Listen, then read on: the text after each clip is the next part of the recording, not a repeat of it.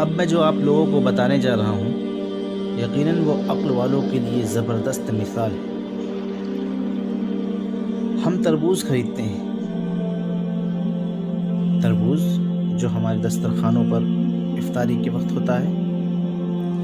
ہم تربوز خریدتے ہیں، مثلاً 5 کلو کا ہم نے ایک تربوز خریدا، اسے کھاتے ہیں تو پہلے اس کے موٹے چھلکے کو اتارتے ہیں۔ اس تربوز کے چھلکے کو جب ہم اتارتے ہیں تو کم از کم وہ 1 کلو کا چھلکا نکلتا ہے، یعنی تقریباً پورے تربوز کا 20% ہوتا ہے وہ چھلکا۔ کیا کبھی ہمیں افسوس ہوتا ہے؟ کیا ہم پریشان ہوتے ہیں؟ کیا ہم سوچتے ہیں کہ ہم تربوز کو چھلکے کے ساتھ کھا لیں؟ نہیں، بالکل نہیں، جبکہ ہم نے اس چھلکے کے بھی روپے ادا کیے ہوئے ہوتے ہیں۔ اور یہی حال کیلے کا ہے، یہی حال سنترے کا ہے، اور یہی حال مونگ پھلی کا بھی آپ لے سکتے ہیں۔ ہم خوشی کے ساتھ چھلکا اتار کر کھاتے ہیں، حالانکہ ہم نے چھلکا سمیت خریدا ہوا ہوتا ہے، مگر چھلکا پھینکتے وقت بالکل بھی تکلیف نہیں ہوتی۔ ایک مثال میں آپ کو اور دیتا ہوں۔ ہم مرغی خریدتے ہیں، زندہ اور ثابت مرغی، مگر جب کھانے لگتے ہیں تو کھانے سے پہلے اس کے بال، اس کی کھال اور اس کے پیٹ کی آلائش نکال کر پھینک دیتے ہیں۔ کیا اس پر کبھی دکھ ہوتا ہے؟ نہیں، بالکل نہیں، جبکہ ہم نے اس مرغی میں پائی جانے والی ہر چیز کے روپے ادا کیے ہوئے ہوتے ہیں۔ دوستو، جب اس بات پر افسوس نہیں ہوتا کہ ہم اپنی لائی ہوئی چیز کا 20% حصہ نکال کر پھینک دیتے ہیں، تو پھر 40,000 میں سے 1,000 نکال دینے پر، 1,00,000 میں 2,500 روپے نکال دینے پر ہمیں تکلیف کیوں ہوتی ہے؟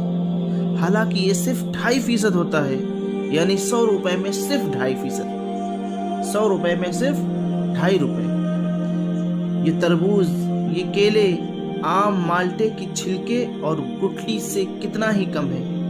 اسے زکوٰۃ فرمایا گیا ہے، اسے زکوٰۃ کہا گیا ہے۔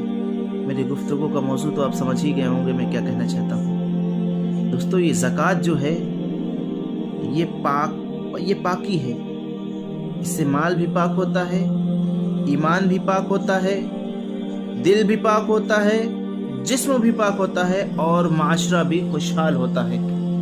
کہنے کا مطلب یہ ہے کہ رمضان المبارک کا مہینہ چل رہا ہے۔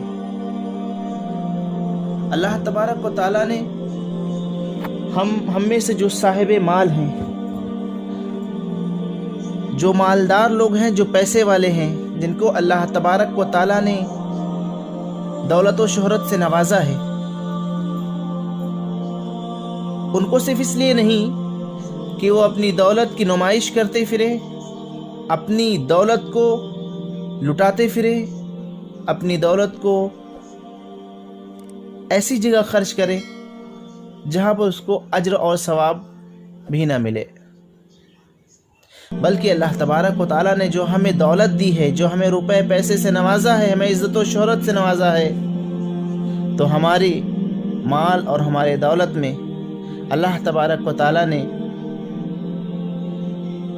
کچھ لوگوں کا حصہ متعین فرمایا ہے۔ جیسا کہ قرآن مقدس میں ہے کہ ہمارے مال میں جو ہے غربا کا، مساکین کا، بیوہ کا، ضرورت مند کا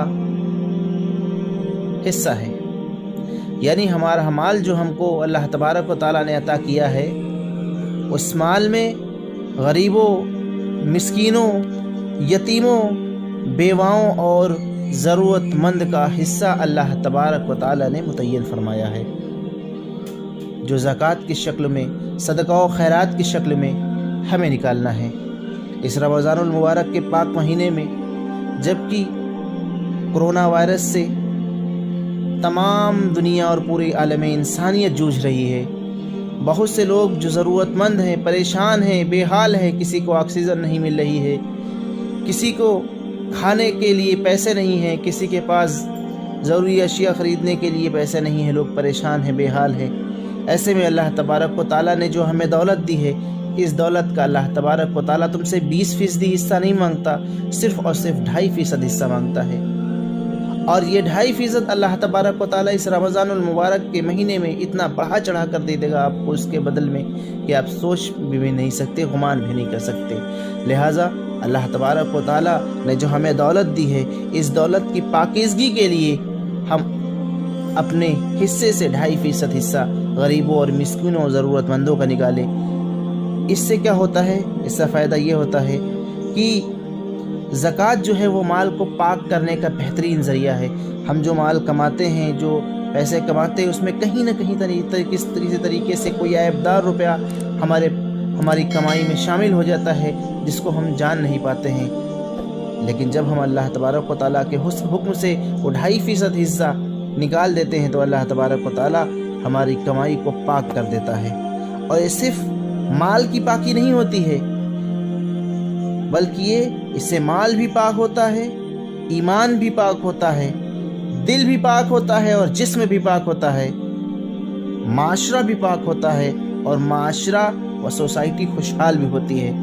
اللہ تبارک و تعالیٰ سے دعا ہے کہ اللہ تبارک و تعالیٰ ہمیں اپنے مال میں غریبوں، مسکینوں، یتیموں اور بیواؤں اور ضرورت مندوں کے لیے ان کے حق کو نکالنے کی توفیق عطا فرمائے۔ اللہ تبارک و تعالیٰ ملک اور ملت کے حالات کو تبدیل فرمائے۔ السلام علیکم ورحمۃ اللہ وبرکاتہ۔